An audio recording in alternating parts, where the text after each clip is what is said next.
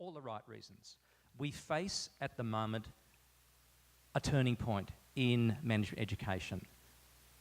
We are sending our students out into a world that is more disrupted, that is more volatile, that is more uncertain, that is more ambiguous than at any time in modern history. We need to equip our students as best we can, not only to respond to those challenges of uncertainty, but also to leverage them, to capitalise on them and to succeed through them.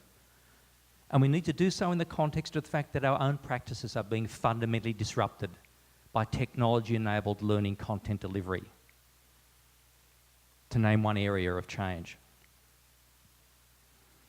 So it's about us and it's about our students actually thinking through how we want to position the MIM to be successful into the future, and also to craft a new distinctive brand for the MIM in the context of these seismic changes that we are all now being confronted by. And part of that process is encouraging, cajoling, nudging you to buy into educational innovation. Innovation in the way you practice your craft. Innovation in the way you assess students. I happen to believe, maybe wrongly, that we over-assess our students far too much, that assessment beyond a point becomes a control device rather than a learning tool. I think we need to rethink how we assess and what we're assessing for. Obviously, a community practice means cross-school collaboration. CEMS already does that extremely well. We think it's time to encourage you to do that even more effectively around collaborative curriculum change. And this is in the context of the CEMS Strategic Board having put together for us to think through a new vision statement and to work with them to identify ways in which we can accomplish this vision. I'll let you read it for yourselves. It is a big ask in terms of mission. Each one of those phrases is critically important to the practice in and around the MIM. Very quickly, these are the five task force working groups that have been established by the Strategic Board to unpack what in practice key phrases in that mission statement, in that vision statement, should be translated into by way of practice. And each of those working groups has multi-stakeholder representation in there, including members of the academic director group, including corporate partners, including members of the student board and the like. Very quickly, I think you've each got a copy of the program, yes? So I won't go through that chapter and verse except to say, effectively, there are three tiers to the engagement that we would like to encourage you to be involved in this afternoon and tomorrow. The first tier, the Kickstart event, are really having two keynote speakers share with you their thoughts on what happens next in the world of management education, and to perhaps be provocative, confrontational, and in their own way disruptive. So I'll introduce Christian and Sandra in a moment. They will have the stage for the first 2 hours of the afternoon.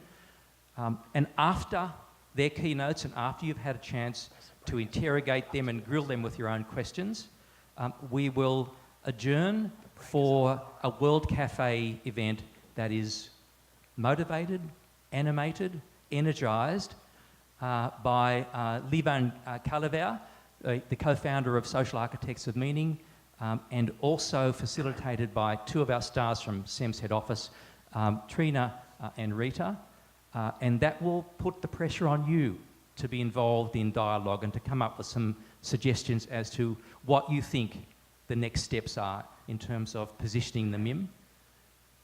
Then we'll have a partly working dinner where we'll provide you with some feedback on the results of your World Cafe deliberations. Tomorrow morning, that's the second phase. The third phase is actually taking the keynote provocations, taking the World Cafe deliberations, and focusing them quite sharply on the 4 areas of existing or potential core curricula for the MIM that we've identified, and there they are up there. So what do these general deliberations, or what might they mean in practice for transforming the MIM in terms of what's taught, and how it's assessed. And then after those 4 special sessions, and you'll have a chance to choose which of them you attend, where we'll have a keynote speaker and a facilitator, and their names are up there. The names are also in your program. We will have a wrap-up lunch where we'll give you a report back from each of those groups, so you all have a chance to see what all the groups have thought through. So there's a lot in store. And then on Friday, of course, the faculty groups will have their moment to get together to work through issues that are of interest to them in those areas of research and educational practice.